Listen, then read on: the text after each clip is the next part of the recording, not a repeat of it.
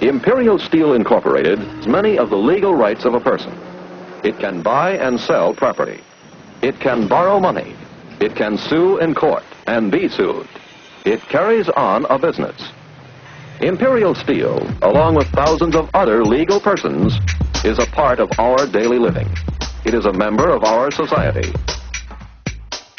Having acquired the legal rights and protections of a person, the question arises, what kind of person is the corporation? The great problem of having corporate citizens is that they aren't like the rest of us. As Baron Thurlow in England is supposed to have said, they have no soul to save and they have no body to incarcerate. I believe the mistake that a lot of people make when they think about corporations is they think, corporations are like us. General Electric is a kind old man with lots of stories. Nike. Young. Energetic. Microsoft. Aggressive. McDonald's. Young, outgoing, enthusiastic. Monsanto. Immaculately dressed. Disney. Goofy. The Body Shop. Deceptive. Very lovely. Do you know what the Body Shop is? Nope.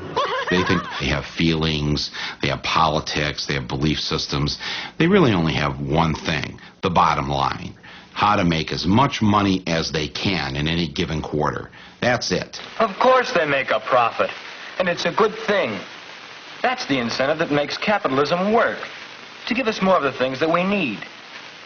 That's the incentive that other economic systems lack. Running a business is a tough proposition. There are costs to be minimized at every turn. And at some point, the corporation says, let somebody else deal with that. Let's let somebody else supply the military power to the Middle East to protect the oil at its source. Let's let somebody else build the roads that we can drive these automobiles on. Let's let somebody else have those problems. And that is where externalities come from. That notion of let somebody else deal with that. I got all I can handle myself. It's a little bit disheveled. These are all from different campaigns. To make this stuff concrete as possible, we purchase all of the products from the factories that we're talking about. This shirt sells for $14.99, and the women who made the shirt got paid 3 cents. Liz Claiborne jackets made in El Salvador. The jackets are $178, and the workers were paid 74 cents for every jacket they made. Alpine car stereos, 31 cents an hour. It's not just sneakers, it's not just apparel, it's everything. We were in Honduras, and some workers, they knew the kind of work we did, and they approached us, these young workers, and they said, conditions in our factory are horrible. Will you please meet with us? And we said we would, but you can't meet in the developing world. You can't walk up to a factory with your notebook and workers come out and interview them. I mean, there's goons, there's spies, the military police. So you do everything in a clandestine manner. We're about to start the meeting, and in walk 3 guys. Very tough-looking guys. The company had found out about a meeting and sent these spies. Obviously, we didn't have the meeting. But these young girls were really bright. And as they were leaving, away from the eyesight of the spies, they started to put their hands underneath the table. And I put my palm under there, put my hand under there, and they put into my hand their pay stubs. So we'd know who they were, what they were paid, and the labels that they made in the factory, so we'd know who they worked for. And I took my hand out after everyone had left, and in the palm of my hand was the face of Kathy Lee Gifford. But the bottom of it is the interesting part. A portion of the proceeds from the sale of this garment will be donated to various children's charities. It's very touching. Get you right here. Walmart is telling you if you purchase these pants, and Kathy Lee is telling you purchase these pants, you're going to help children. The problem was the people who handed us the label were 13 years of age. Do many people in her family work? Yes, just me. You support? How many people do you support? 8 people. 8 people. And how do you do with that salary? Is it enough? ¿Alcanza? ¿Es suficiente para cuidar 8 gente? Let's look at it from a different point of view. Let's look at it from the point of view of the people in Bangladesh who are starving to death, the people in China who are starving to death, and the only thing that they have to offer to anybody that is worth anything is their low-cost labor. And in effect, what they are saying to the world is they have this big flag that says, come over and hire us. We will work for 10 cents an hour, because 10 cents an hour will buy us the rice that we need not to starve. And come and rescue us from our circumstance. And so when Nike comes in, they are regarded by everybody in the community as an enormous godsend.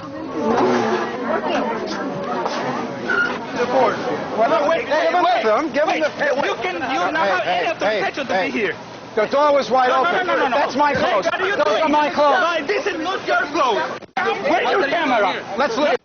Don't touch the woman. Okay, why? Okay. This is a private company. Yes. Without permission, how can you come in? Well, the door was wide open, and The door is wide open is for the employees, not for you. we went through the garbage dump in the Dominican Republic. We always do this kind of stuff. We dig around.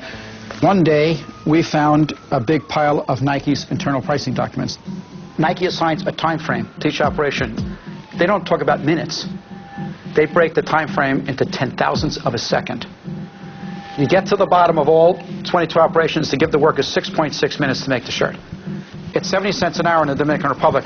That 6.6 minutes equals 8 cents. These are Nike's documents. That means the wages come to 0.3% of the retail price. This is the reality. It's the science of exploitation. BST, trade name Posilac, is being used in more than a quarter of the dairy herds in the United States, according to Monsanto. The milk has been drunk by a large portion of the American population since the Food and Drug Administration declared it safe for both cows and humans 4 years ago. And at that time, Monsanto was saying, there's no evidence whatsoever of any adverse effects, we don't use antibiotics, and this clearly showed that they had lied through their teeth. It is a silly product. The industrial world is awash in milk. We're overproducing milk. We actually have governments around the world who pay farmers not to produce milk. So the first product Monsanto comes up with is a product that produces more of what we don't need. Of course, you'll want to inject Posilac to every eligible cow, as each cow not treated is a lost income opportunity. But the problem was that use of the artificial hormone caused all kinds of problems for the cows. It caused something called mastitis, which is a very painful infection of the udders.